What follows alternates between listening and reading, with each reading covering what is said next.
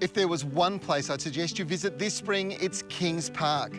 Last week, I shared some of its history and one of my favourite places to visit, Rowe Gardens. But this week, I thought I'd share a little more. The area around Aspects, the cafe and the restaurant is just truly stunning this time of the year. And if you've ever thought about going to one of those flower shows like Floriade in Canberra or even the one in Holland and checking out the tulip displays, make sure you check this out first. I've got to say, I think this is better. The diversity of shape and form of the flowers, the incredible colour parade of them this time of the year, it's just amazing. I think it's a lot better. Plants to look out for include the stunning kangaroo paws, uniquely West Australian plants loved worldwide for their free-flowering form. There's our local emblem, the red and green kangaroo paw, which tends to be best grown as an annual. It grows steadily from seed, and if you want to be a parochial West Aussie and grow some at home, you can buy them as seedlings in Sunnyvale punnets. Treat them much like you would any other normal flowering annual. They love sandy, free-draining soils and bright, sunny positions.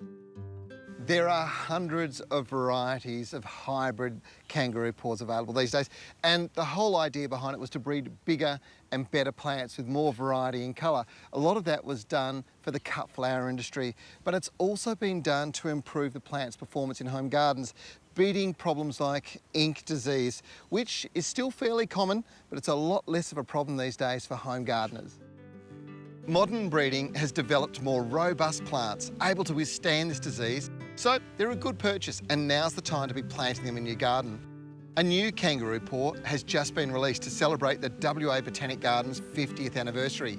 Anniversary Gold is a sunny yellow variety and will be blooming brightly at the John Forrest Memorial Roundabout throughout September. One of the biggest mistakes people make when they grow kangaroo paws is treating them like some rare bush plant. They're not. They're an incredibly hardy plant. They'll grow really well in a free-draining soil, and you should treat them like you would any other flowering plant in the garden. When the flowers are finished, cut them off down near the base. They'll produce more of them. In fact, cut them off when they're in flower and put them in a vase. It's even better.